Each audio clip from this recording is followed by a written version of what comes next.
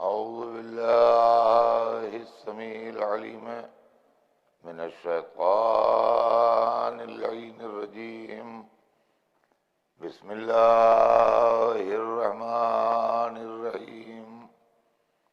अल्हम्दुलिल्लाहि रब्बिल आलमीन वस्सलातु वस्सलामु अला सय्यिदिना व शफीना अबिल कासिम मोहम्मद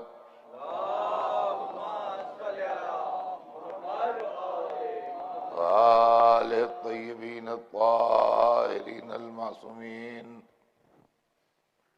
व लअनतुल्लाहि अला अदाइहिम अजमईन मिन यौमिना हाज़ा इला यौमिद्दीन।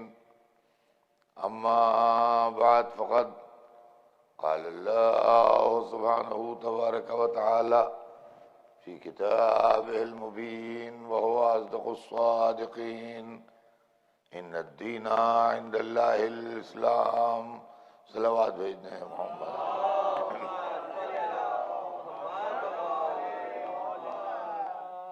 खुदावंद आलम कुरान मजीद में इरशाद फरमा रहा है कि यकीनन दीन अल्लाह के नज़दीक इस्लाम है। मैंने आपकी खिदमत में जो सिलसिला बयान शुरू किया, जिसमें रसूल के ख़ानदान के बुज़ुर्गों की तारीख़ मैं आपके सामने पेश कर रहा हूँ। कल मैंने आपकी खिदमत में जनाब अब्दुल मुत्तलिब का एक वाक़या पेश किया कि उन्होंने किस तरीक़े से शाह ज़मज़म और तबर्रुकात खाना काबा की डिस्कवरी की और उसको दरियाफ्त किया और उसके नतीजे में आज तक लोगों को फ़ायदा पहुंच रहा है। ये उनका जवानी का किस्सा था और इस किस्से के बाद वो बहुत ज़्यादा अवाम में पॉपुलर हो गए और उनका दबदबा और असर और रसूख बहुत ज़्यादा बढ़ गया। इस वाक़े के बाद उनकी ज़िंदगी का एक दूसरा बड़ा किस्सा उनकी रहलत से चंद बरस पहले का है और वो उनके बुढ़ापे का वाक़या है, जिसमें उन्होंने बड़ी जवामर्दी के साथ उस लश्कर का मुकाबला किया है जो काबे को ढाने के लिए आया था। ये भी पूरी सियासी चाल थी। काबा बहुत ज़माने से तिजारती सेंटर बना हुआ था पूरे अरब का, और ये हज जिसको आज आप कहते हैं, ये इबादत तो है ही है, लेकिन इस्लाम आने से पहले प्री इस्लामिक टाइम में यहाँ के ऊपर सारे अरब के लोग जो आज कई मुल्कों में डिस्ट्रीब्यूट है, यानी सीरिया, इराक, यमन और ख़ुद सऊदी अरब और दूसरे इलाक़ों से भी तमाम लोग, मिस्र, यहाँ से लोग आते थे और यहाँ अपना तिजारती माल लाते थे और यहाँ ख़रीदो फरोख्त होती थी। इधर का माल उधर, उधर का माल उधर, उधर का माल उधर जाता आता था और ये बहुत बड़ा सेंटर था तिजारत का, और इबादत भी होती थी। यहाँ खाने काबा के तवाफ भी होता था, लेकिन उसके अंदर कुछ चीज़ें गलत भी ऐड कर दी थी लोगों ने, वो भी होती थी।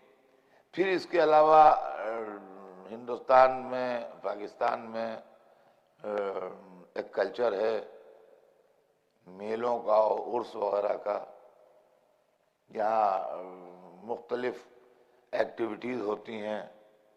क्रिकेट का मैच भी होता है, फुटबॉल का मैच भी होता है, कुश्ती भी होती है, मतलब और भी मुख्तलिफ, पतंगबाजी भी होती है, उसका टूर्नामेंट भी होता है। तो इस तरीके से जो अरब के खेलकूद थे, जो राइज थे, वो अरब के खेलकूद वाले भी उसके अंदर आते थे और उसके टूर्नामेंट वगैरह भी हुआ करते थे। ये सब भी होता था उसमें। तो यमन वाले ये चाहते थे कि ये सेंटर टूट जाए और उनका शहर यमन जो है वो इसका सेंटर हो जाए, ताकि वो फायदा जो ये लोग उठाते हैं वो फायदा वो लोग उठाएं। उन्होंने उस सिलसिले में कोशिश की तो कामयाब नहीं हुए, तो फिर उन्होंने सोचा कि इनके पास एक काबा नाम का घर है, उसकी वजह से लोग अट्रैक्ट होते हैं, तो उन्होंने वहां यमन में एक काबा बनाया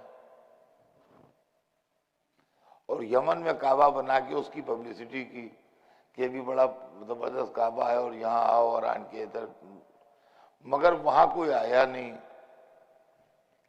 जब वहां कोई नहीं आया तो उन्होंने एक साजिश के तहत इस बात की कोशिश की कि इस काबे को पहले ढा दो, गिरा दो, जब ये खत्म हो जाएगा जब उधर आएंगे लोग।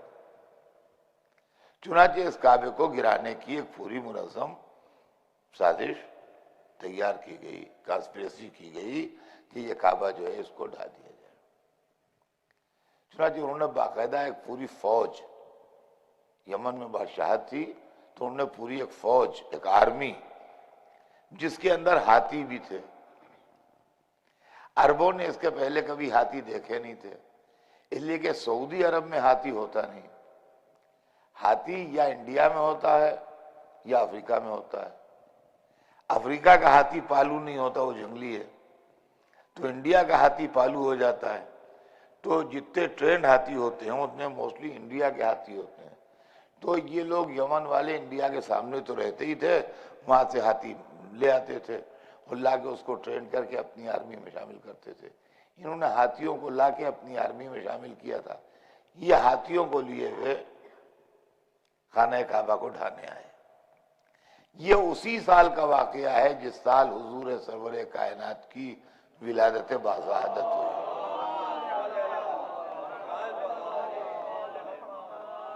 यह खास उसी साल का वाकया।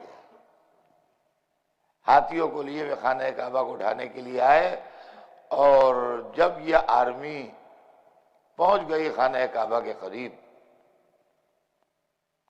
तो मक्के वाले जो थे वो किसी बाकायदा रेगुलर आर्मी के मुकाबले के लिए तैयार नहीं थे। ये कबायली लड़ाइयाँ लड़ा करते थे। 150 इस कबीले के आ गए, 150 कबीले के आ गए, लड़ाई हो गई, तलवार चल गई, लेकिन कोई बाकायदा आर्मी आए और बाकायदा ट्रेंड आर्मी का मुकाबला किया जाए, ये लोग उसके लिए तैयार नहीं थे। ना इनके पास उतने इक्विपमेंट्स थे, न उतनी ताकत थी, न उतनी ट्रेनिंग थी, न उतने लोग थे, कुछ नहीं था इनके पास। तो इन्होंने ये किया कि ये मक्का छोड़ के इन्होंने जाना शुरू किया और मक्का छोड़ छोड़ के ये लोग सब मक्का छोड़ के चले गए और उधर उसकी आर्मी ने मक्के के सबर्ब के ऊपर आके कब्जा कर लिया। मक्के के सबर्ब में जनाब अब्दुल मुत्तलिब की चरागाहें थीं, जहां इनके ऊंट चरा करते थे। उसने इनके ऊंट भी पकड़ लिए, जनाब अब्दुल मुत्तलिब के ऊंट भी इन्होंने पकड़ लिए। चुनांचे जनाब अब्दुल मुत्तलिब ने उनके सरदार को, जिसका नाम अबरहा था, पैगाम भेजा कि मैं तुमसे बात करना चाहता हूं, तुमसे मिलना चाहता हूं। उसने टाइम मुकर्रर किया और कहा कि इतने बजे आप आइए, और जितने बजे उसने बुलाया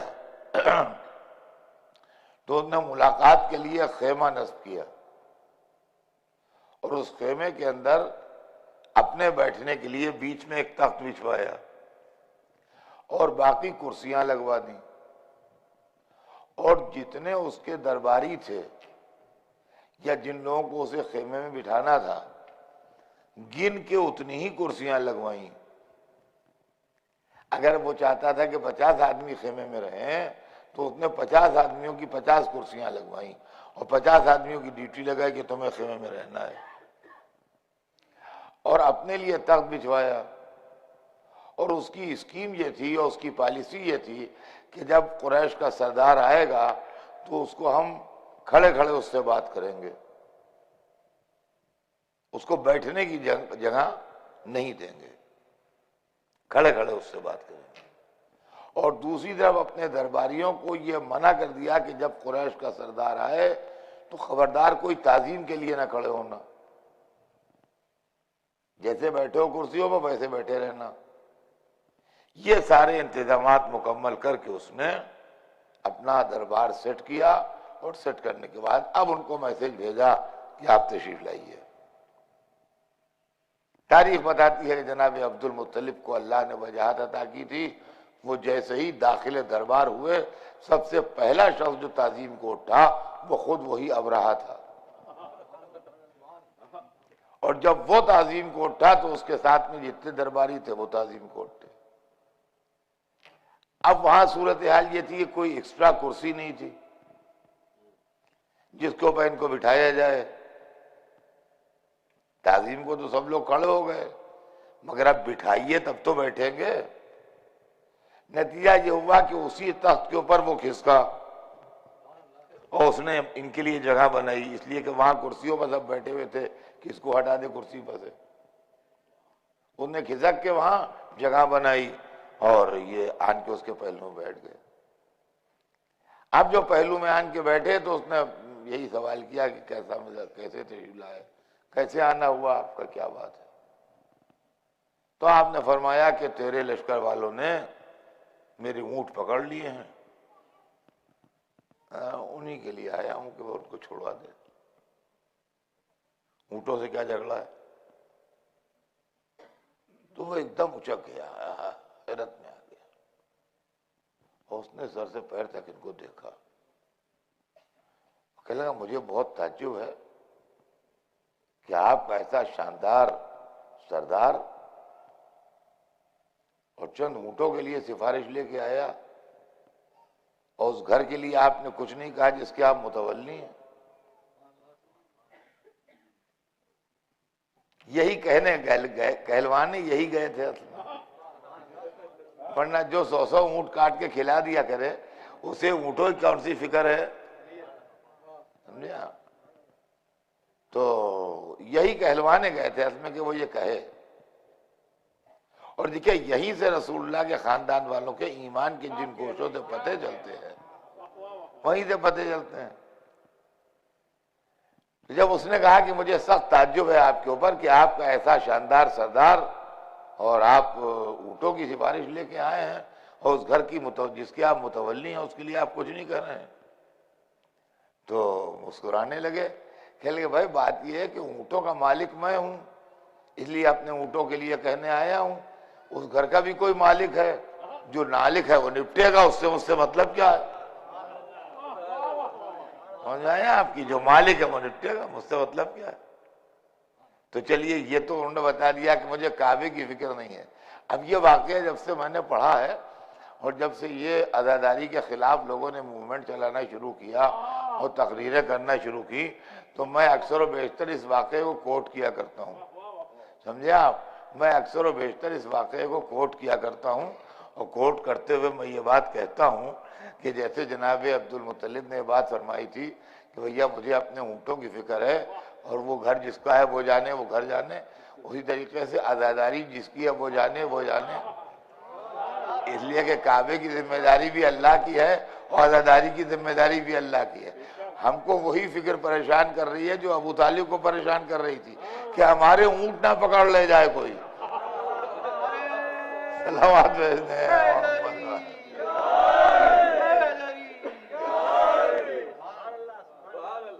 समझे आप। मसला हमें ये परेशानी जो है ये, वरना और कोई दूसरी परेशानी नहीं है। तो यही कहलवाने गए थे और यही कह के चले आए वहां से कि जिसका घर है वो जाने और उससे लिए हमसे कुछ कहना सुनना नहीं है। तारीख बताती है कि दिन गुजरा, रात आई, और ये वो रात थी जिसके सवेरे काबे पर हाथियों का हमला होने वाला था। और वो लोग इस ख्याल से आ रहे थे कि हम काबा मिसमार करके जमीन के बराबर कर देंगे। तो तारीख में लिखा है कि उस रात मक्के में कोई एक आदमी नहीं बचा जिंदा कि जो रह रहा हो। मक्के के बाहर केव्स थे, केव्स के अंदर जाके सब पनाह गुज़ीन हो गए। और अपने सामान ले गए, अपने जानवर ले गए, यहाँ तक के पेट्स जो होते हैं, छोटे जानवर, तोता पला है किसी के पास, मुर्गियां पली हैं किसी के पास, बकरी पली है किसी के पास, वो भी सब अपना उठा के ले गए। और वो रात जिसके सवेरे काबे पर हाथियों का हमला होने वाला था, सिर्फ 2 आदमी थे मक्के, पूरे शहर के अंदर 2 आदमी थे जिंदा जो सांस ले रहे थे, बाकी कोई नहीं था। एक अरब का बूढ़ा सरदार अब्दुल मुत्तलिब और दूसरे उसका जवान बेटा अबू तालिब। अबू तालिब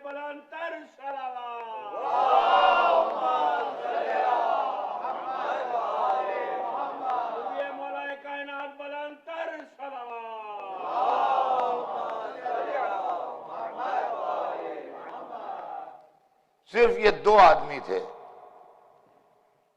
जो मक्के के अंदर मौजूद थे, इसके अलावा कोई नहीं था। रात गुजरी,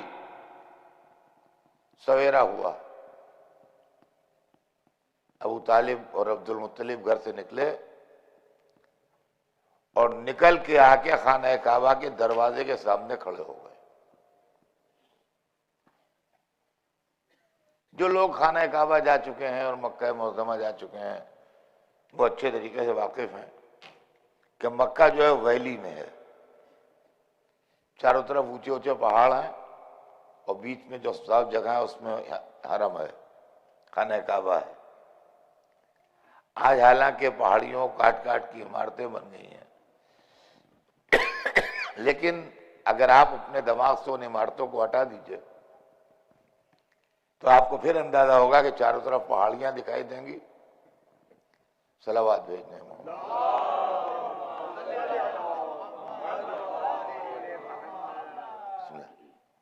चारों तरफ पहाड़ियां दिखाई देंगी और बीच में हरम की इमारत है और मक्के की आबादी।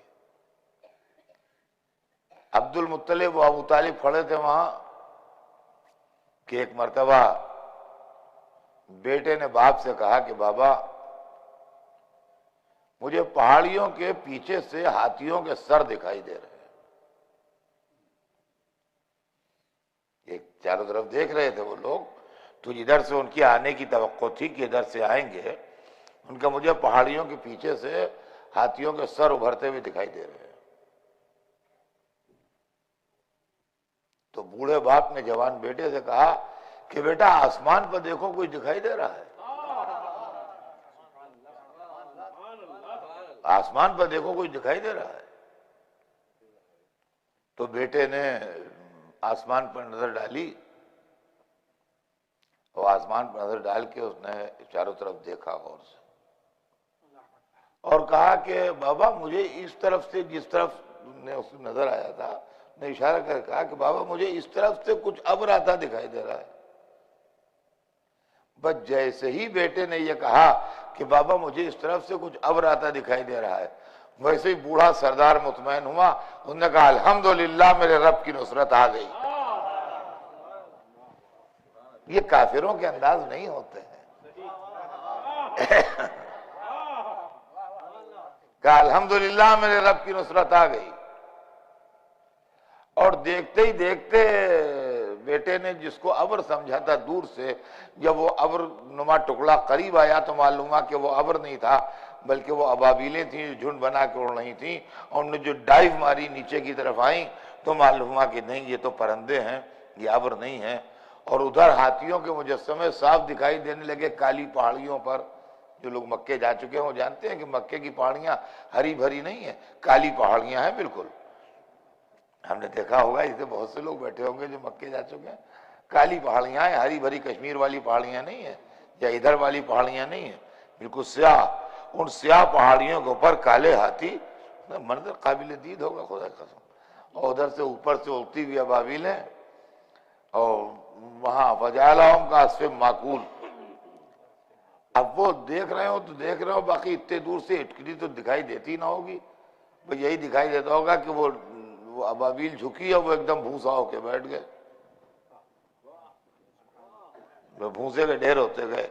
और ये है अरबी जबान की बलागत। फजालहुम कास्फिम माकूल, वो ऐसे हो गए जैसे चबाया हुआ भूसा। अमा भूसा तो खुद ही भूसा होता है, उसमें कहने ही क्या है, और उसको चबाया हुआ भूसा करके उसको और बर्बाद कर दिया।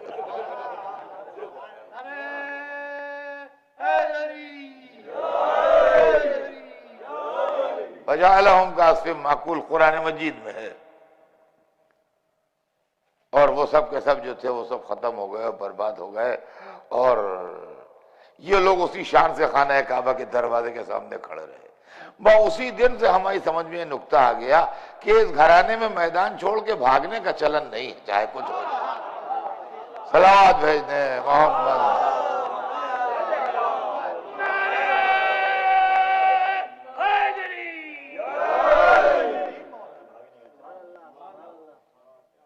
और यही अब्दुल मुत्तलिब वही साल था जैसा मैंने आपसे अर्ज किया कि हुजूर की विलादत भी उसी साल हुई है। जिस साल ये वाकया हुआ है तारीख में, उसी साल विलादत बासाद सरवर कायनात भी है।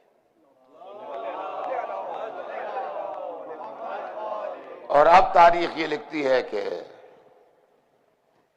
ये रोबदाब वाला सरदार और ये मर्तबे वाला सरदार गैर मामूली इज्जत करता था अपने पोते की। ये भी नुक्ता ध्यान में रखिए। एक किताब में मैंने पढ़ा जिसका नाम सईदुल अरब है।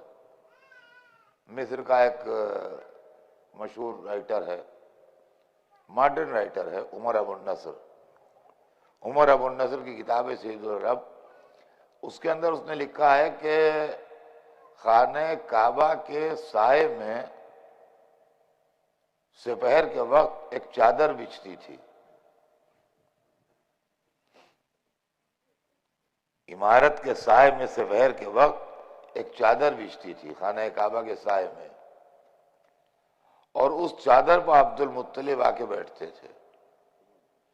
और कुछ लोग जिनके प्रॉब्लम्स, मसाइल, मुश्किलात होते थे वो आते थे और उनको वो सॉल्व करते थे। और उसके आगे वो लिखता है कि और तो और अब्दुल मुत्तलिब के बेटों की भी ये मजाल न थी कि उस चादर पर पैर रख दे। वो चादर इतनी अहमियत की हामिल थी कि अब्दुल मुत्तलिब उस पर बैठते थे खाली, और अब्दुल मुत्तलिब की औलाद में भी किसी की इतनी हिम्मत नहीं थी कि उनकी चादर के ऊपर पैर रख दे। लेकिन अब अब्दुल मुत्तलिब का ये नन्हा पोता जब कभी अपने दादा के पास आता था तो अब्दुल मुत्तलिब ताजीम के लिए खड़े होते थे, चादर पर एक कोने में खिसक जाते थे, जहां पर बीच में खुद बैठे होते थे वहां पोते को बिठाते थे। रसूल खुदा बलंतर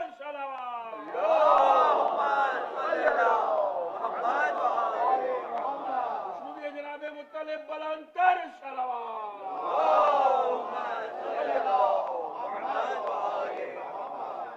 ये थे रसूलुल्लाह के दादा जनाब अब्दुल मुत्तलिब, तारीख में जिनका नाम आज भी जगमगा रहा है। जब इनका वक्त वफात आया तो ये जनाब अबू तालिब को, अपने बेटे को, दो बड़ी कीमती अमानतें दे के गए।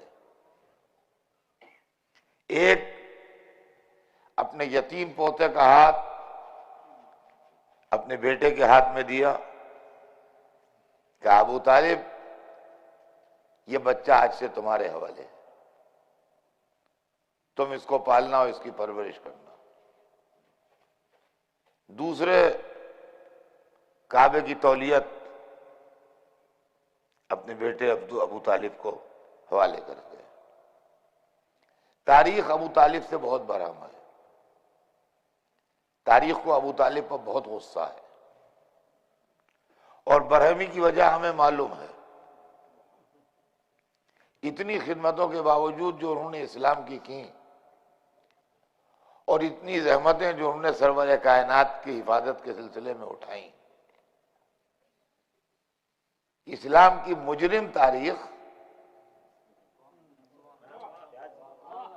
अबू तालिब के खिलाफ बहुत गुस्से में है। और ये शदीद गुस्सा जो है, इसका राज हमें मालूम है कि क्या है। इस शदीद गुस्से का राज ये है कि अबू तालिब अली के बाप,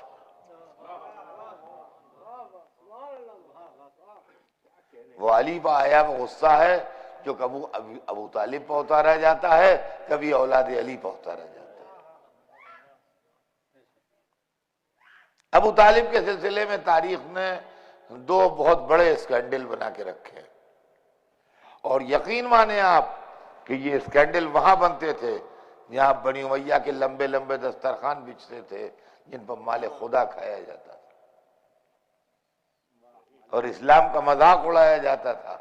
उन दस्तरखानों के ऊपर बैठने वाले जो मौलवी नुमा लोग होते थे वो ऐसी रवायतें गढ़ा करते थे और ऐसे वाकयात बयान करके पहले थोड़ी देर महफिल को हंसाते थे और दिलचस्पी ले लोग, और उसके बाद फिर वही चीजें जो है वो तारीख का जुज बन जाया करती। अबू तालिब के सिलसिले में दो बातें बड़ी खुसूसियत के साथ इस्लाम की तारीख में लिखी हुई मिलती हैं, और मुश्किल भी है कि हर मामले में लोग तहकीक करने में इसमें उसमें दिलचस्पी लेते हैं, लेकिन जहां से मोहम्मद और आले मोहम्मद का मामला आता है वहां से न कोई रिसर्च सामने आती है न तहकीक सामने आती है। जिसने जो जहर उगल दिया बस वही सबसे मोतबर बात है, वही सबसे मोतबर बात है, इसके अलावा कुछ नहीं। वही सच्चाई है और वही ईमान है और वही यकीन है और वही दिल में बैठ गया जाके। अबू तालिब के मुतालिक दो बातें बड़ी खुसूसियत के साथ, एक तो ये कि वो काफिर थे और मरते मरते काफिर रहे कि ही सूरत से ईमान न लाए। एक तो उनके काफिर होने की बात, और दूसरी बात जो है वो ये कि वो निहायत गरीब थे, पैसे को मोहताज थे, और इतनी गरीबी के माले उनकी हालत खस्ता थी और खराब थी कि उनके बच्चे बिक गए थे, बट गए थे, खानदान वालों ने उनके बच्चे बांट लिए थे। ये दो बातें जो है ये तारीख में बड़े शद्दोमत से लिखी। और दूसरी बात मैं आपसे बताऊं, दूसरी बड़ी ट्रेजेडी जो है वो ये है कि जहां तक काफिर वाली बात का सवाल है, हमारी कौम के उलमा ने काफिर वाली बात को तो एक्सेप्ट नहीं किया है और वो उसके खिलाफ लिखते हैं, लेकिन ये गरीबी वाली बात को इन लोगों ने इस तरह मैनिपुलेट किया कि आपकी अपनी किताबों में भी ये रवायत आ गई है। जी ये मैं आपसे बता दूं कि कल आप सीना ठोक के कहीं कोई कहे और दूसरा ला के आपकी किताब आपके सामने रख दे तो आप बौखला न जाइएगा। देखिए मैंने जो आपको पहले दिन कसौटी बताई है उस कसौटी पर कायम रहिएगा। जो गलत है वो गलत है, अपना लिखे तो गलत है, पराया लिखे तो गलत है। इसके अंदर अपने पराई की बात नहीं होती। जो गलत है वो गलत है, जो सही है वो सही है।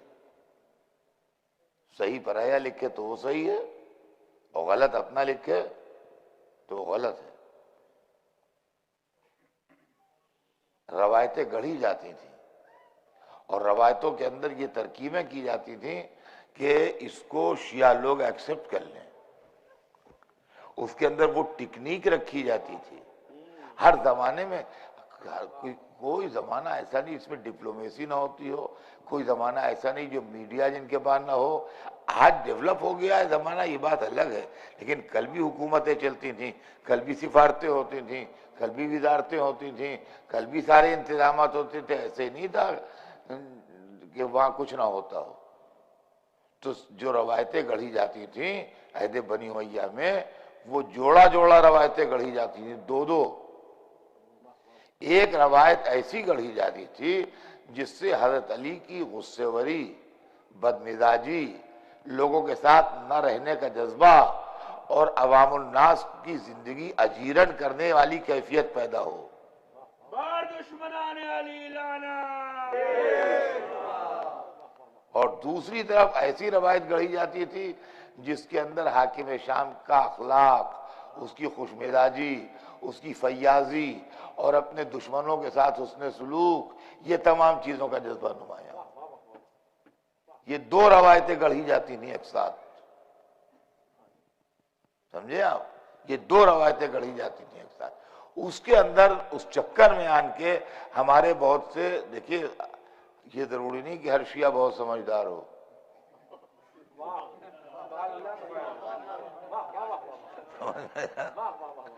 उसके अंदर बहुत से अपने लोगों ने उन धोखों में फंस फंस के वो रवायतें अपनी किताबों में लिख दी। अब मैं अगर आपको उसकी मिसालें देने लगूं, मैंने ऐसी अपनी जिंदगी में इतने तवील सफर में दाखिली के बहुतेरी चीजें जमा की हैं जो मुझको रास्ते में मिलती गई। उसमें ऐसी बहुत सी रवायतें जमा की हैं जो हमारी किताबों में हैं या हमारे उलमा ने लिख दी हैं, लेकिन वो गलत हैं, वो सही नहीं है।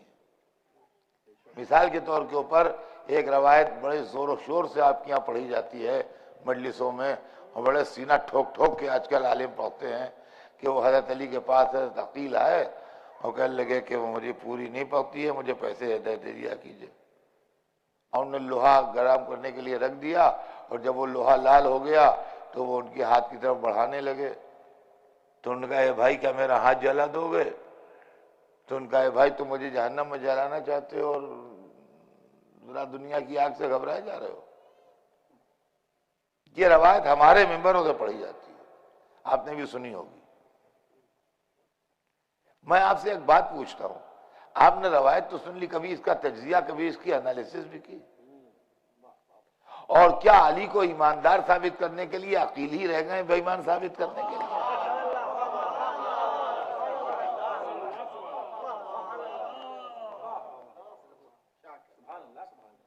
अली की ईमानदारी उसी सूरत में साबित होगी जब अकील बेईमान साबित किए जाएं, अली के सगे बड़े भाई। और दुनिया कोई बेईमान बचा नहीं है अली की ईमानदारी साबित करने के लिए।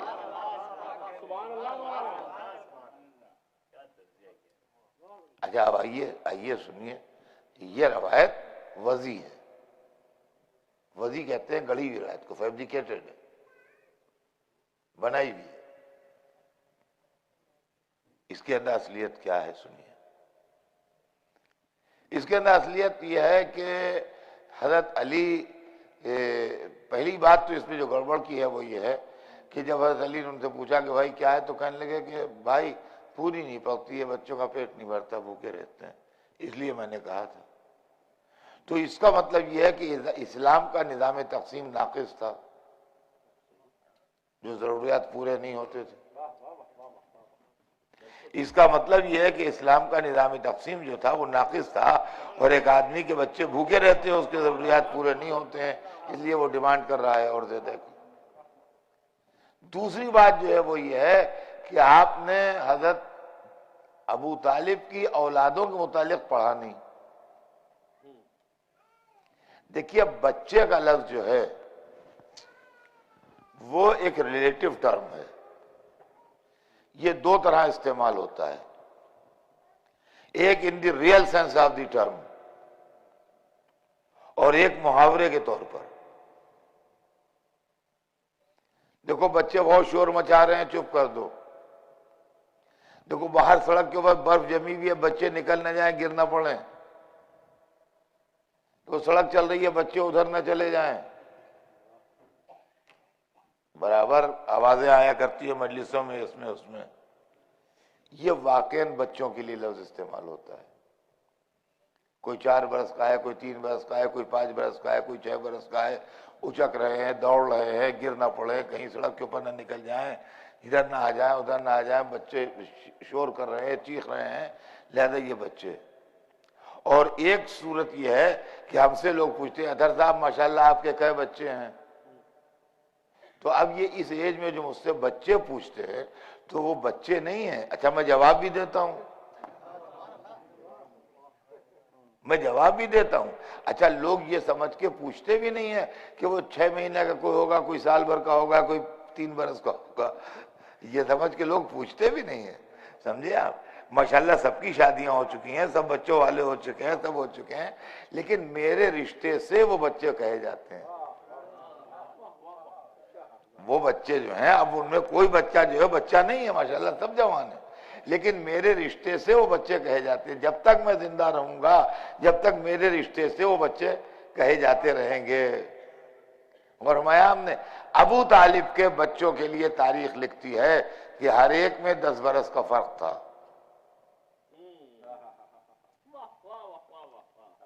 अली से जाफर 10 बरस बड़े थे, जाफर से अकील 10 बरस बड़े थे। तो 59 बरस के सिन में मौला अली को खिलाफत मिली है। सुनिएगा, 59 बरस के सिन में मौला अली को खिलाफत मिली है। जब उनके हाथ पर बैत हुई है खिलाफत की तो मौला अली की एज 59 ईयर्स थी। तो जो भाई उनसे 20 बरस बड़ा होगा उसकी एज क्या होगी भाई? 59 पर 20 और प्लस कीजिए, 79। अच्छा, जिस दिन बैठे होंगे खिलाफत पर उसी दिन तो आ नहीं गए होंगे अकील मांगने के लिए। अरे कुछ दिन तो लगे होंगे। तो एक 80 बरस का बुढ़ा आया है पैसे मांगने की जरूरत पूरी नहीं हो रही है, बच्चे छोटे छोटे हैं, भूखे घूमते हैं। अच्छा, जब हजरत अकील के बच्चों की फहरिस्त तारीख के अंदर पढ़ी तो हजरत मुस्लिम इब्ने अकील जो हजरत अली के बड़े बेटे हैं उनकी विलादत की तारीख सन 1 हिजरी है। तो 1 हिजरी का मतलब यह है कि जब मौला अली खलीफा हुए हैं तो अकील के बड़े बेटे की उम्र 35 ईयर्स थी। जब मौला अली के हाथ पर खिलाफत की बयात हुई है उस वक्त अकील के बड़े बेटे जो थे वो 35 बरस के थे। तो जब बड़े बेटे 35 बरस के होंगे तो उनसे छोटे 34 के होंगे, 33 के होंगे, 32 के होंगे, 30 के होंगे, 28 के होंगे। भाई यही एज ग्रुप तो होगा ना। तो ये क्या मुन्ने मुन्ने बच्चे थे कि जो भूखे घूम रहे हैं, कोई 35 बरस का है, कोई 32 बरस का है, कोई 28 बरस का है, खाने को नहीं है, कुर्ते फटे हुए हैं।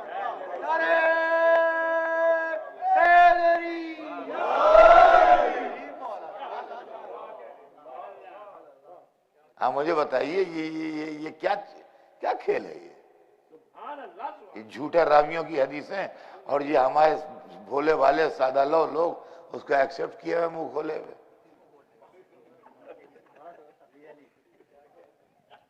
समझे? अब आइए इसकी जोड़ी की रवायत सुनिए। हाँ भाई, ये मैंने आपको ये जोड़ा जोड़ा रवायतें कही जाती थी, अब इसकी जोड़ी की रवायत सुनिए। इसकी जोड़ी की रवायत यह है कि एक दिन अकील माविया के पास गए और उस वक्त वो नाबीना भी हो चुके थे। तो एक लड़के कंधे पर हाथ रखे हुए गए। अब सारे झगड़े भी सुन लीजिए, मालूम है आपको, सारी इख्तिलाफात में मालूम है, जो लड़ाई हुई सिफीन की वो भी आपकी नॉलेज में है, सब कुछ है कि नहीं है। गए था वहां और चूंकि नाबीना थे लिहाजा एक लड़के कंधे पर हाथ रखे हुए गए।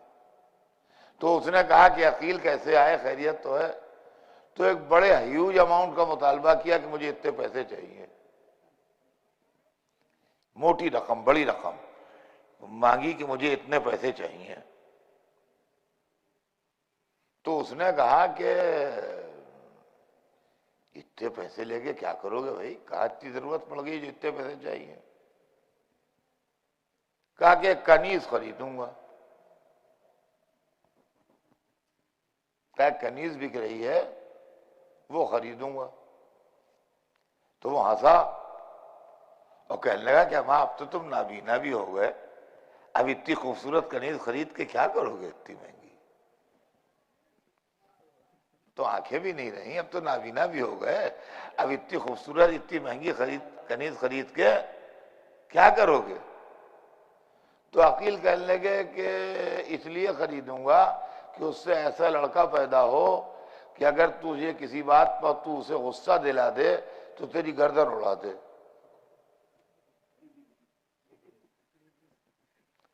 अगर तू उसे किसी बात पर गुस्सा दिला दे तो तेरी गर्दन उड़ा दे। अब आप देखिए, दुश्मन का भाई आया है, पैसे मांग रहा है, और उसके बाद जब वो पूछ रहा है तो ऐसा सख्त जुमला कह रहा है। और माविया का अखलाक इतना कि उसने अपने ट्रेजरार से कहा कि भाई जो अकील मांग रहे हैं दे दो। समझे आप, जो अकील मांग रहे हैं वो दे दो। अब इससे उसका कैसा कैरेक्टर सामने आता है, आप खुद बताइए। हैं, होता है, आता है सामने कि नहीं आता है? चुनाचे अकील को अमाउंट मिल गया और वो लिए हुए गए, उन्होंने वो कनीज खरीद ली, और खरीद लिया, उससे मुस्लिम ने अकील पैदा हुए और उन्होंने तलवार उठा ली बनी उमैया के खिलाफ। अब फिर इसके अंदर हिसाब जोड़ लिया आप, सन 40 तक तो हजरत अली का इख्तिदार रहा है, तो सन 41-42 में कभी गए होंगे हजरत अकील पैसे मांगने के लिए? हजरत अली की शहादत के बाद जब उनकी उम्र 85-85 वर्ष की होगी जी, तो कनीज खरीदी होगी, तो सन 43-44 में कहीं वो कोई बच्चा पैदा हुआ होगा। तो हजरत मुस्लिम की उम्र उस हिसाब से वाक़या करबला में सन 61 हिजरी में आन के 17 बरस 16 बरस पहुंचती है, जबकि हजरत मुस्लिम का जवान लड़का करबला में इमाम हुसैन के साथ लड़ रहा है। क्या खिलौना है, क्या मजाक है। और उसके ऊपर वो उलमा आपने वो कहते हैं कि जो दाढ़ियां लिए बैठे हैं उनको इतनी इतनी सी बातें नहीं दिखाई देती।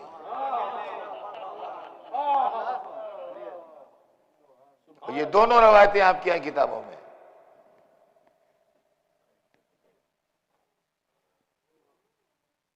दोनों रवायतें इसमें है क्या? देखिए, मैं आपको पूरी कहानी सुना दूं, आप अपने उलमा से बज़र ना होइएगा। ये मामला चक्कर क्या है? मामला ये है कि मैं क्या बताऊं, मेरी मजलिस में ऐसी सैकड़ों चीजें होती हैं जो मजलिसी मिजाज की नहीं होती हैं। कभी आपने कबूतर पकड़ा है? कबूतर पकड़ने वाले दाना डालते हैं, तो जो कबूतर आसमान पर उड़ते हैं वो दाना देख के नीचे उतरते हैं। तो वो जो लोग कबूतर पकड़ने वाले दाना डालते हैं वो कबूतर की मोहब्बत में नहीं डालते हैं, कबूतर भूखा होगा काले, वो दाना देख के उतरता है। दाना नहीं पड़ा होगा तो वो उड़ता हुआ चला जाएगा, और जब दाना पड़ा होगा तो उतर के खाएगा उसे। समझे आप? तो ये जो हदीसों में एक आध टुकड़ा रख दिया जाता है, ये शिया कबूतर पकड़ने के लिए दाना डाला जाता है कि इसमें शिया फंसे हैं।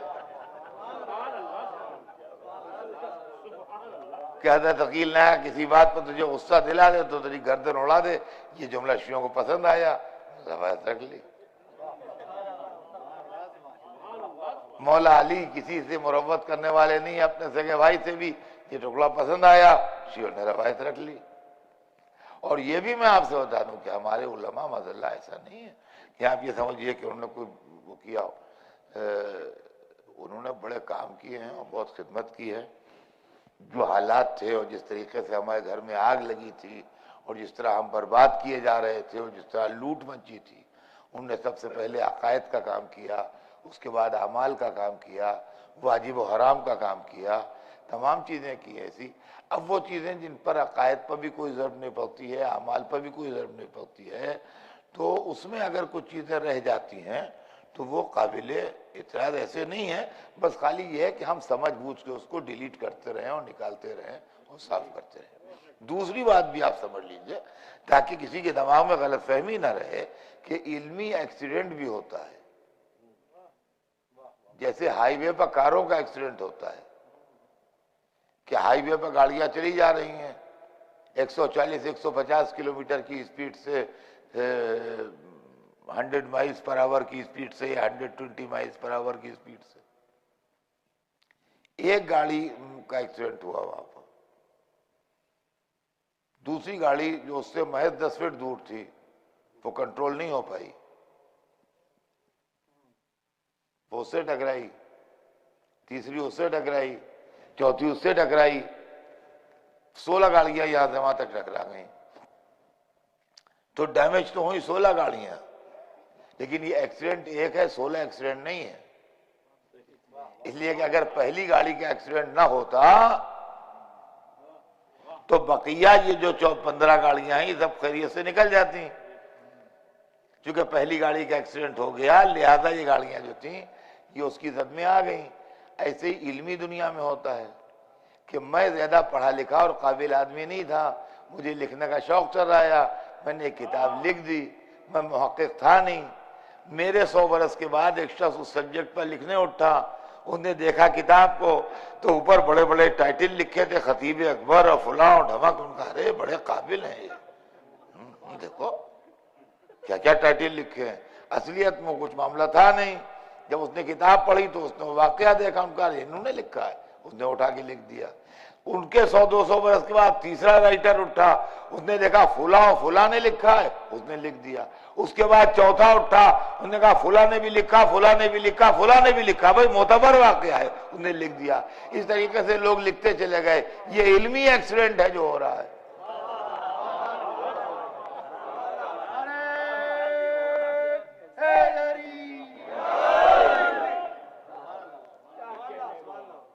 तो अज़ीज़ान गिरामी, इस मसाइल को समझिए आपके ये क्या मसाइल है। तो एक तो अबू तालिब के कुफ्र की बात किधर से किधर घूम गई, अबू तालिब के कुफ्र की रवायत गढ़ी गई। क्या आखिर तक रसूलुल्लाह उनसे कहते रहे कि चचा मेरे कान में कलमा पढ़ ले,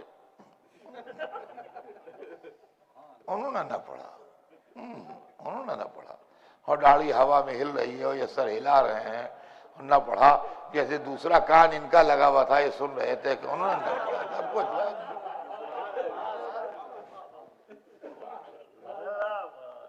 ये भी इकरार है कि रसूल को पाला, ये भी इकरार है कि रसूल को पाला, ये भी इकरार है कि कलमा ना पढ़ा, काफिर रहे। और फिर उसके बाद खुदा की कसम कैसे कैसे हदीसें गढ़ने वाले थे जिन्होंने जनाब हदीस गढ़ के रखी कि उनको जो सजा मिलेगी कुफर की उसके अंदर कमी कर दी जाएगी। चूंकि रसूल को पाला है लिहाजा सजा में कमी कर दी जाएगी और वो गट्टो गट्टो जहन्नम में खड़े किए जाएंगे।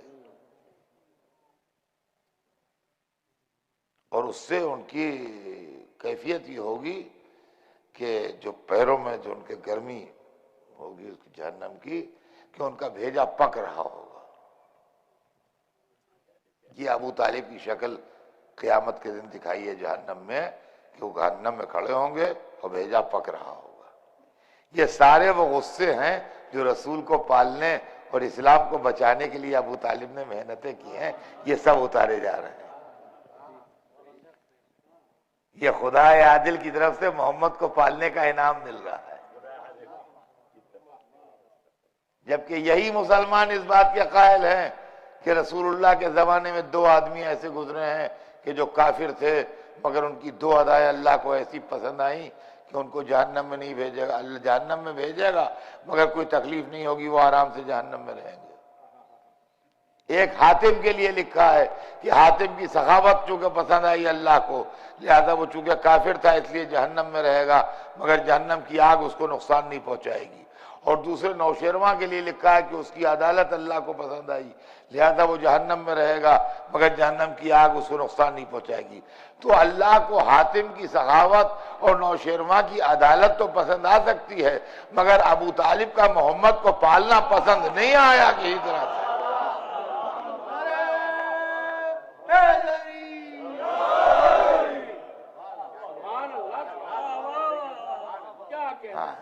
समझ में नहीं आता कि ये अल्लाह है कि मुल्ला है। सलावत भेज दें मोहम्मद वाले।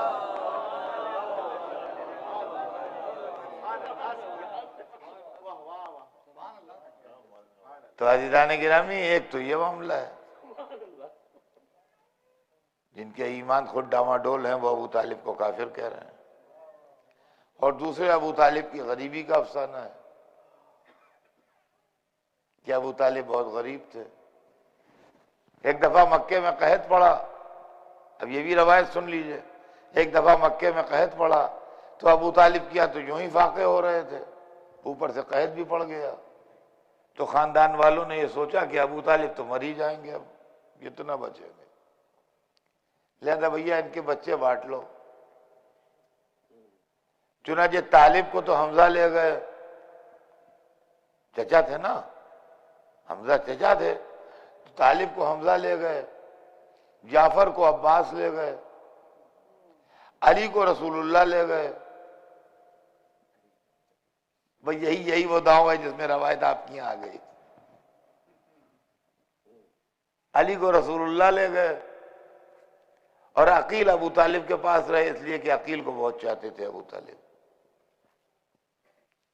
पहली बात तो यह है कि बनी हाशिम बड़े शरीफ लोग थे खानदानी एतबार से।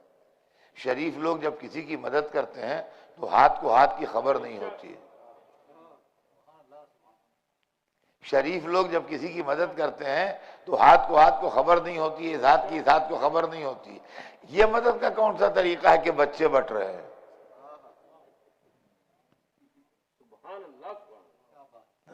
और दूसरी बात यह है इस रवायत के अंदर कि वह वही शियों ने क्यों लिख दी अपनी किताब में कि मोहम्मद अली को ले आए और रसूलुल्लाह के हजरत अली फले। भाई इस चक्कर में उन्होंने रवायत लिख दी बगैर ये देखे हुए कि सही है कि गलत है। वरना अबू तालिब के बेटों में 10-10 बरस का फर्क था। तालिब की वही उम्र थी जो हमजा की उम्र थी। जब अली 5 बरस के थे तो तालिब 35 बरस के थे और हमजा भी 35 बरस के थे। ये नया लतीफा है कि 35 बरस का चचा 35 बरस के भतीजे को पालने के लिए ले गया।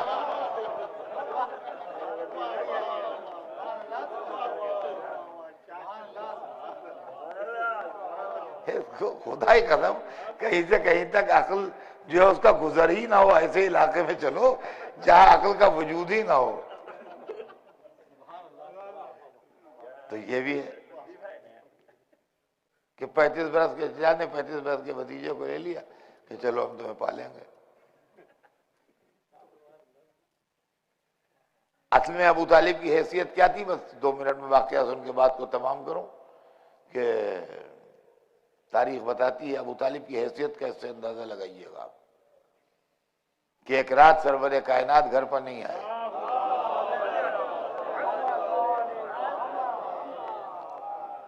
अच्छा ये भी गैरों की रवायतें हमारी नहीं है। एक रात सरवर कायनात घर पर नहीं आए तो अबू तालिब ने पूरी रात टहल के गुजारी। सवेरा हुआ, जहां कुरैश के लोग जमा होते थे वहां गए तो देखा वहां कुरैश के लोग बैठे हुए हैं। तो अबू तालिब ने गिने 17 आदमी थे।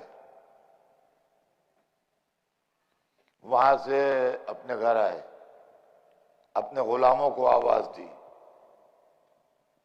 17 गुलाम सिलेक्ट किए। जिसके बच्चे बढ़ जाएं उसके पास 17 इतने गुलामों के उनमें 17 का सिलेक्शन हो। हमें कम से कम 20 तो होंगे जिसमें 17 का सिलेक्शन होगा। 17 गुलाम सिलेक्ट किए, अपना असलहा खाना खोला। असलहे खाने गरीबों के पास नहीं हुआ करते हैं। असलहे खाने राजाओं महाराजाओं नवाबों के पास होते हैं। आम आदमी असलहा खाना रखने की सलाहियत नहीं रखता है। असलहा खाना खोला, 17 ब्रांड न्यू खंजर निकाले, हर एक को दे दिया का खंजर। काफुला जगह 17 आदमी बैठे हुए हैं, इस तरह जाके बैठ जाओ कि एक की इज्जत पर एक रहे। रात से मेरा भतीजा नहीं आया है, मैं बहुत परेशान हूं। मैं जा रहा हूं अपने भतीजे को ढूंढने के लिए। एक जगह मुझे उम्मीद है कि मेरा भतीजा मिल जाएगा। अगर मिल गया और मैं इस तरह आया कि भतीजा मेरे साथ है तो जैसे बैठे रहते वैसे बैठे रहना, मेरे हुक्म का इंतजार करना। और अगर मुझे इस तरह देखना कि मैं अकेला आ रहा हूं और मेरा भतीजा मेरे साथ नहीं है तो अपने पहलुओं बैठे हुए आदमी के पेट में खंजर उतार के हाथ हिला देना अच्छी तरह कि बाद में जो कुछ होगा मैं निपट लूंगा। गुलामों को इंस्ट्रक्शन दे के बिठा के वहां चले गए। वहां सरवरे कायनात मिल गए। उनको लिए हुए ये अपने साथ आए। अब जब गुलामों ने देखा कि चचा भतीजे दोनों साथ आ रहे हैं तो जैसे बैठे थे वैसे बैठे रहे। वहां भतीजे को अपने पहलू में लेके खड़े हुए और आवाज दी, मेरे गुलामों उठो। तो हर एक के पास से एक गुलाम उठा और जब उठे तो कहा, इनको वो चीज दिखा दो जो तुम्हारे सामान में छिपी हुई है, कपड़ों में। हर एक की आंखों के सामने नया खंजर चमका, 17 खंजर चमके एक साथ। तो यूं हो गए लोग एकदम, कहने क्या मतलब अबू तालिब, क्या तुमने कुछ हमारे कत्ल वत्ल का बंदोबस्त किया था? देखिए ये है अली के बाप। कहा हाँ, पूरी कौम के सामने खड़े होके हाँ कहना हर एक के बस की बात नहीं है। क्या उनका, क्या तुमने कुछ हमारे कत्ल का बंदोबस्त किया था? कहा हाँ हाँ, रात से मेरा भतीजा नहीं आया था, मुझे यह खतरा हुआ कि कहीं तुम लोगों ने कोई हरकत न की हो। मैंने इन गुलामों को कह के बिठा दिया था कि अगर मेरा भतीजा न मिले तुम्हारे पेट में खंजर उतार दें। और देखो ये मेरा भतीजा खड़ा है, देख लो, जिसका दिल चाहे इस पर हाथ उठाए, मगर पहले अपने को मुर्दों की फेहरिस्त में लिख ले, उसके बाद हाथ उठाए। थोड़ी देर के बाद उसकी मैयत खुद कहीं से उठवाई जा रही होगी, ये समझ लो। ये कहते हुए आगे बढ़ गए। अब समझिए वो पॉलिसी कौन सी थी जिसके ऊपर उस माहौल में अबू तालिब ने रसूल की जान की हिफाजत की है। हर एक को इसका यकीन दिला दिया था कि हाथ उठाया नहीं कि मौत आई नहीं।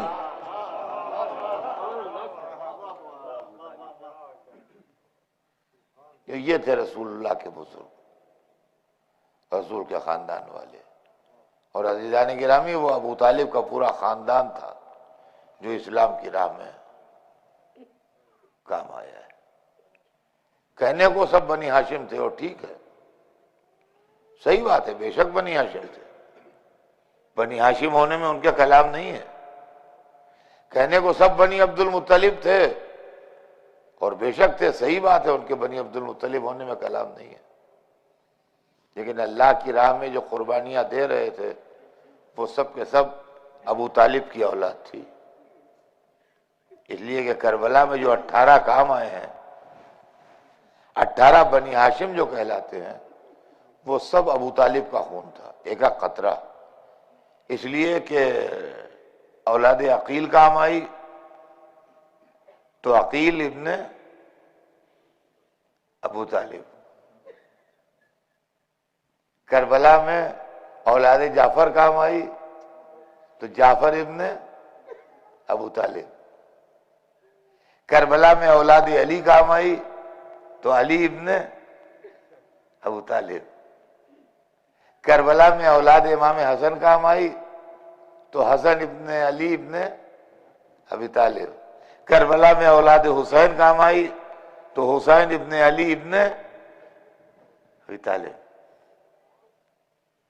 करबला में औलाद मुस्लिम काम आई तो मुस्लिम इब्ने अकील इब्ने अबू तालिब।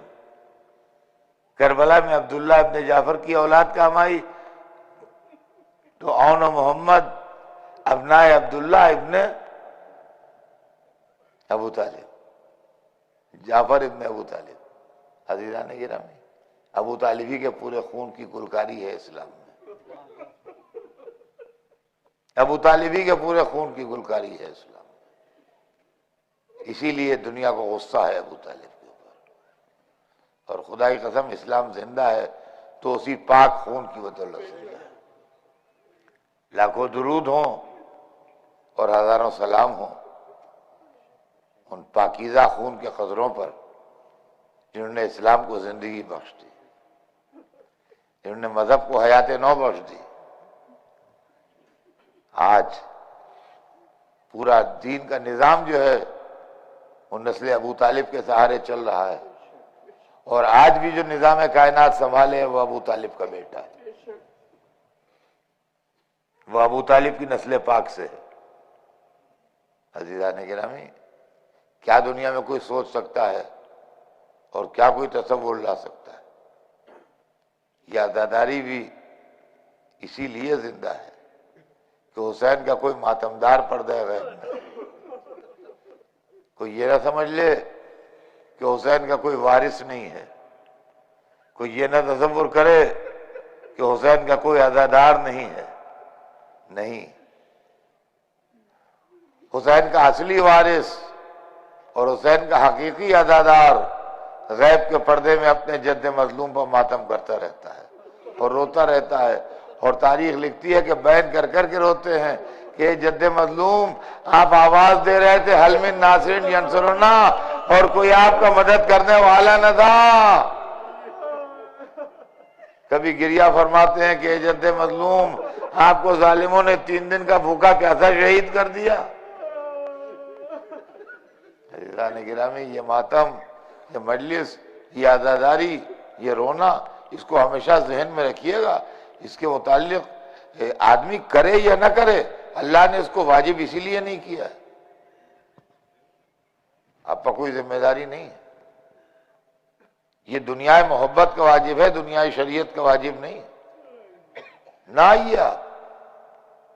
आइए आप, कोई परवाह नहीं है, दूसरे आएंगे, लेकिन एतराज ना कीजिए, मुंह ना बनाइए, दिल आजारी ना कीजिए अज़ादारों। जो हुसैन पर रोने आते हैं उनके दिल टूटे होते हैं, वो दिल शिकस्ता होते हैं। अज़ादारी कोई मिकदार मुअय्यन करने वाले आप नहीं है कि बस अज़ादारी उतनी हो जितनी चौथे इमाम ने की। आप जान सकते हैं कोई रो सकता है उतना जितना चौथे इमाम रोए? कर पाएंगे आप उतनी अज़ादारी जितनी चौथे इमाम ने की? जब पानी सामने आया जब रोए, जब खाना सामने आया जब रोए, जब वुजू फरमाने बैठे जब रोए। वल्लाह कुतिला अभी जायन, खुदा की कसम मेरा बाबा भूखा दबा कर दिया गया। फरेब की बातें, झूठी बातें। चौथे इमाम ने अज़ादारी की, चौथे इमाम से बढ़ के कौन कर सकता है? चौथे इमाम ने सरबराही की पूरे लश्कर इस्लाम की, पूरे निज़ाम की सरबराही की। आज जो अज़ादारी कायम है शहजादी ज़ैनब की वजह से कायम है, चौथे इमाम की वजह से कायम है, जो हमेशा रोए। और उसके बाद का हर इमाम, छठे इमाम के लिए रवायत में है कि जब मुहर्रम का चांद देखते थे इतनी बुलंद आवाज से गिरिया फरमाते थे कि पड़ोसियों को खबर हो जाए कि मुहर्रम का चांद हो गया।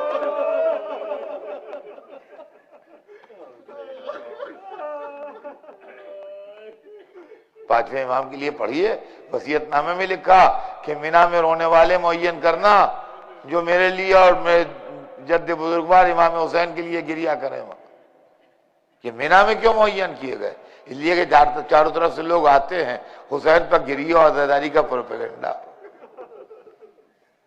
आठवें इमाम की रवायत आपको मालूम है कि देबिल खुदाई आए तो देख के इमाम ने फरमाया मरहबा या देबिल अंता नासिरुना व मादहुना, देबिल मरहबा तो हमारे नासिर हो तो हमारे मद्दा हो। ये इमामों की अज़ादारी। और रह गया अज़ीज़ान गिरामी ये कि उनका ये तो कल्चर है। अरे सोच के बात कीजिए आप, कल्चर है, अज़ादारी कल्चर है। मजहब क्या, मस्जिद क्या है? मस्जिदें क्या है जो मुसलमानों ने बनाई है? ये भी तो कल्चर है। ईरान में मस्जिद का डिजाइन अलग है, इराक में मस्जिद का डिजाइन अलग है, मिस्र में मस्जिद का डिजाइन अलग है, टर्की में अलग है, इंडिया में अलग है, हर जगह अलग है, फार ईस्ट में अलग है। तो कहिए जहां जहां मस्जिदें बनी है, मस्जिद कोई चीज थोड़ी है, ये तो कल्चर है। ये मतलब नहीं है अल्लाह के नाम पर जब आदमी घर बनाता है तो चाहता है बेहतर से बेहतर बनाए, तो बनाता है तो जहाँ के जो बेहतरीन तर्ज तामीर होता है उसको वो इस्तेमाल करता है। इसको आप कल्चर ना कहिए, ये दिल का जज्बा है। हम जब अज़ादारी करते हैं तो ये सही बात है कि एक जगह की अज़ादारी दूसरी जगह से अलग होती है थोड़ी। उनका साहब वो पाकिस्तान में और तरीके से होती है, सिंध में और तरह होती है, दक्कन में और तरह होती है, और हिंदू यूपी में और तरह होती है। आप एक कंट्री में जाके देख लीजिए, अलग अलग तरीके से होती है अज़ादारी। ये मजहब थोड़ी है, नहीं मजहब है। ये आप धोखा दे रहे हैं लोगों को जो कहते हैं मजहब नहीं है। मजहब है, लेकिन हर एक जो है वो अपना बेहतरीन अकीदत पेश करना चाहता है हुसैन को, लिहाजा बेहतरीन तरीके से पेश कर रहा है। अब जिस तरीके से मस्जिदें हर जगह शक्ल सूरत के हिसाब से अलग हैं, अफ्रीकन मस्जिद अलग है, एशियन मस्जिद अलग है, इजिप्शियन मस्जिद अलग है, टर्किश मस्जिद अलग है, ईरानियन मस्जिद अलग है, इंडियन मस्जिद अलग है, सब कुछ अलग है। लेकिन हर मस्जिद में एक चीज कॉमन है, अल्लाह अकबर, हर मस्जिद से अल्लाह अकबर की आवाज आएगी।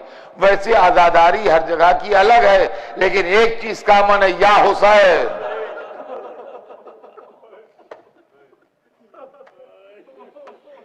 या हुसैन। टीवी का जमाना है, खोल के देख लीजिए, इराक की भी आ रही है, ईरान की भी आ रही है, हिंदुस्तान पाकिस्तान की आजादारी भी आ रही है। हर जगह आपको तरीके अलग मिलेंगे, मातम की लैंग्वेज अलग मिलेगी, जबान अलग मिलेगी, लेकिन उसके साथ साथ या हुसैन की सदा कामन मिलेगी। तो या हुसैन ये अल्लाह का वादा है जो पूरा हो रहा है। मुख्तलिफ जबानों में मुख्तलिफ कौमें, मुख्तलिफ मुल्क के लोग या हुसैन, या हुसैन, या हुसैन। कल हुसैन अकेले कह रहे थे, हलमिन नासिर, है कोई मेरा मददगार? आज चारों तरफ से या हुसैन की आवाज आ रही है, हर तरफ से या हुसैन की सदा आ रही है। बाज़ीदान गिरामी, मैंने मजलिस को तमाम किया। चौथे इमाम जिंदगी भर रोए, और जब किसी ने तादियत अदा की कि मौला सब्र कीजिए, कहा तूने इंसाफ नहीं किया, याकूब के 12 बेटों में एक हो गया, इतना रोए कि आंखें सफेद हो गई। अरे मैं क्या करूं, मेरे सामने 18 बनी हाशिम, जिनका मिसल नजीर आलम में न था, तहते कर दिए गए। मैं कहूंगा, ए मेरे चौथे इमाम, आप इस मजमे से बनी हाशिम की ताजियत लीजिए। 2 दिन के बाद उन 18 का 40वां है, जिनका चेलुम करबला में न हुआ, जिन गरीबों की आजादारी शहादत के 40 दिन